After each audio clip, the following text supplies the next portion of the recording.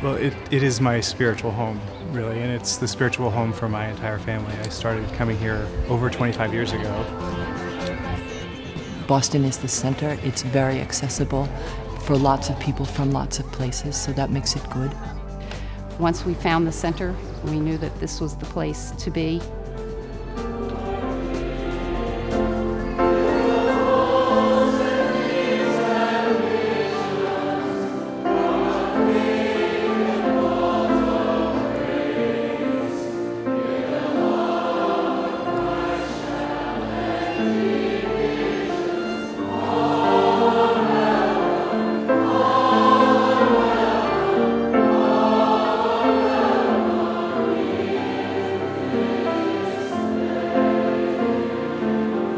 There are probably as many missions here as there are people here, because I think each of us comes with a call to prayer and a call to social justice and a call to be part of a community that shares our values and supports all of us together in trying to create the reign of God in this world as well as the next. So we have a formal mission statement that we arrived at by building consensus and listening sessions and all the things that we try to do before we make any kind of a community decision. For me, our mission is to try to be attentive to each other and be attentive to our relationship with God through worship and through social justice. We come from New Hampshire, Cape Cod, Rhode Island, downtown Boston, Lexington, Quincy, all around. So we've lost that geographical closeness that some communities have, which allows us to really focus on the belief togetherness that we share.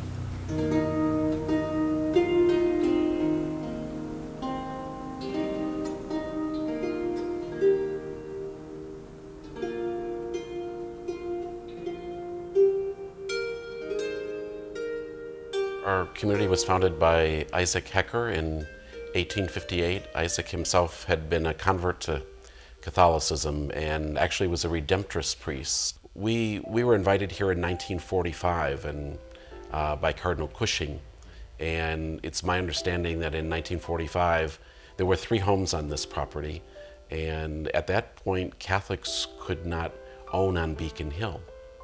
And then in 56, 57, the present Paulist Center building was built. It was built as a Catholic Information Center because we were really doing an awful lot of the education. Even following Vatican II, the Paulists and the Paulist Center were known for evangelizing unchurched people, really reaching out to people who don't have any church or faith affiliation. That would be our first thing.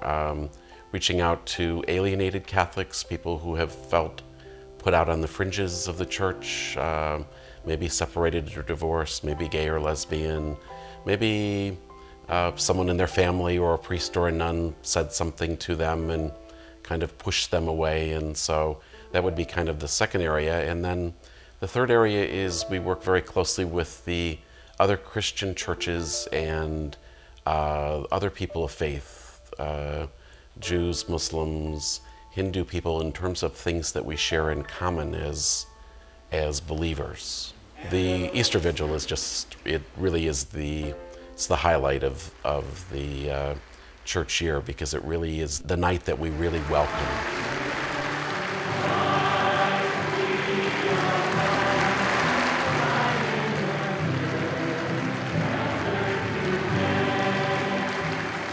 It really was an opportunity that I will cherish for a lifetime.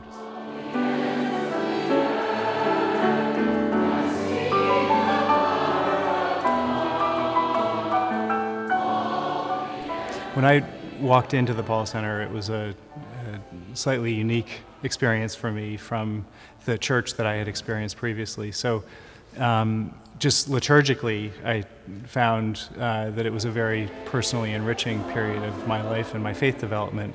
And for Molly, who's just turned 8 and just received her first communion here. This was a very uplifting experience for her to receive her First Communion here, as she knows that her brothers did before her. And I can tell that she's finding ways already to build upon a lot of what we talk about here when we're coming to church and when we're here. It's not just the experience of wonderful liturgy and great music, but also the fact that it's okay to question and challenge, and that's a strengthening experience. I've been the administrator here on the staff for about 14 years, and during that time I've seen many community members and staff members come and go, and many crises in our church.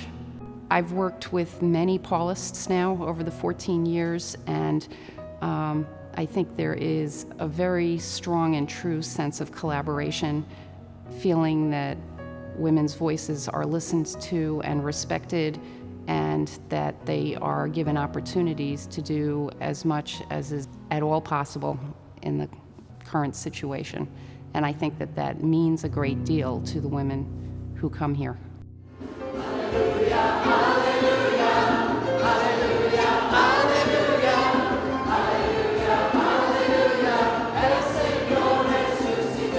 The music is what it is here, not just because of a group of people who are helping lead the assembly, but it's really because of the assembly who are here. Each of them is really invested. They bring a very personal investment to their faith and to their celebration. They have a reason they want to be here.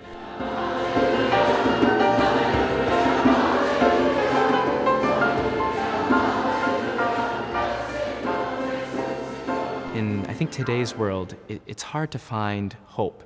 It can be hard in the midst of all the violence, the hurt, to find the goodness.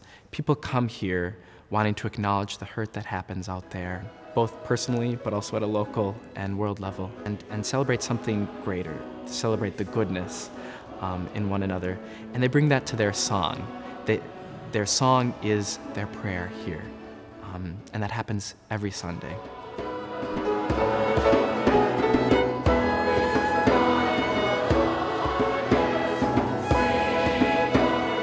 Our family religious education program here at the center is comprised of 3 or 4 different areas. We have a Little People's program, which is our 4 and 5-year-olds. We have a cooperative program for grades 1 through 6. We have a junior high and senior high program. Our junior high is 7th and 8th grade, and senior high is 9th through 12th. Our senior high program meets every other week for an hour and a half, and that group mostly focuses on service projects in our community, our local community and the greater Boston community. There's some spiritual discussion, and there's also some social time involved. Some of our social justice programs here at the center include the emergency food pantry. It's the first time for me. I'm going to sign my name and see if I can get some food, and I'm a young guy, and I'm 70 years old, and having a little difficulty in income. So that's why I came down to see the food pantry. Our emergency food program illustrates part of our mission here at the Paulist Center, which is to reach out to marginalized in our society, and in this case we're reaching out to the poor. The Wednesday Night Supper Club, which is a hot meal for people who do not have access to a meal or a hot meal every Wednesday night, and that's run solely on volunteers. We have a sister community group in Hacienda Vieja in El Salvador, and the group here that meets advocates for, shares resources with, and visits with this sister parish in El Salvador. We raised $40,000 for them to build a water pump, for example, so they have clean water for living.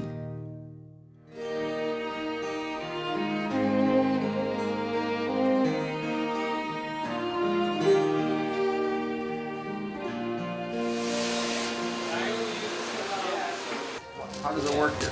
Well, here at Supper Club, every Wednesday night we serve a couple hundred folks who are needy and hungry who come to our door.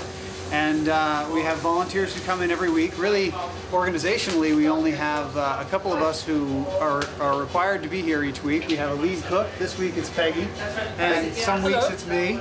And everybody else comes in because they volunteer and they want to do something good. And then our guests show up and sit down and have a meal.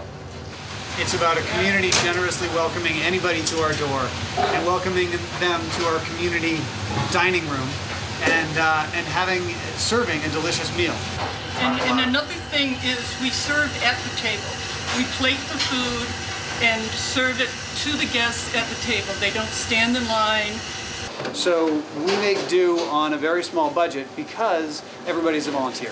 Somehow, every week we have enough volunteers to serve. And we're always looking for more, but we always find a way to get it done.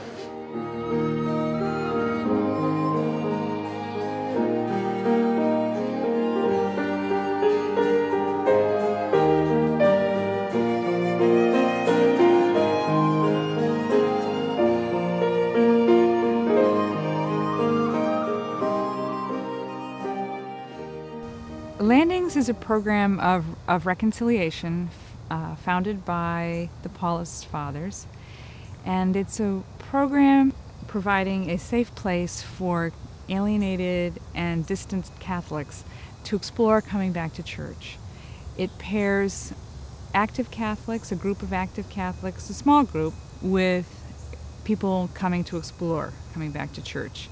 It takes place over an 8-week period where people share their faith journey stories.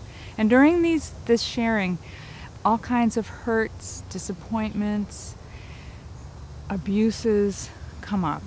And from the active Catholics as well as the inactive Catholics.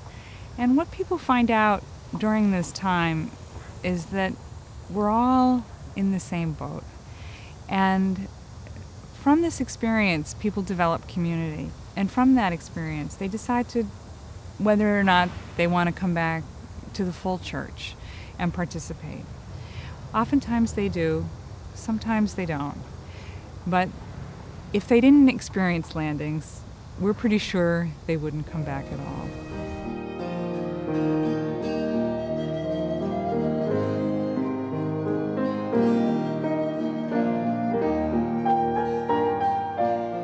Divorced Catholic group had its origin here at the center. It's another example of ministries that we create where we try to find people where traditional Catholic teaching somehow has made them feel less like someone who belongs. Those are the people that are particularly important to us. So it started here, it continues here. Every Thursday night there are meetings, creating small groups, creating activities, having speakers, and it's for those who've gone through the pain of separation, divorce, and even those who are widowed, because they share many of the same loss emotions. I think although it started here, now the Divorced Catholics group is active throughout the country. So it clearly is a model that spoke to a lot of people and allowed other parishes to build on it. The LGBT and Friends group is a group for lesbian, gay, bisexual, and transgendered members of the Paulist Center community, and we meet once a month. It's for us and for people who are interested in talking with us. And we usually meet after the 6 o'clock Mass on a Sunday night and get together to talk, get together to share stories. It's a pretty flexible group where sometimes we'll do something social, hang out and get some drinks and some chips and soda, or sometimes we'll have prayer, more formal prayer things. Sometimes we'll talk about stuff that's happening in the news. It's a place where people come looking for a place to integrate their sexuality with their being Catholic. There aren't that many places like that these days, and so it's a good place for people to come and share some of their own stories, some of their own struggles with integrating who they are as a gay man or a lesbian woman with who they are as a Roman Catholic Christian. I believe that the fact that the faith and social justice dimensions are as interwoven as they are here, and that it really is true for everyone, that they think in terms of how Jesus lived his life, that I think that's what Catholics are craving throughout the country. And I think that this model is something that if we could find a way to replicate it, it would be a very powerful thing for the Church. It's about raising our hearts, minds, and lives to God. But in fact, our call is to live what we believe all the time in our neighborhoods, beyond our neighborhoods, and again, we try over and over again, because there's so much work to be done, to identify the work, to find the work that each of us is called to, and give us an opportunity to contribute whatever time, whatever talent, whatever treasure any of us has to that cause, because that's our job. We're the only hands God has got right now, so that's our job.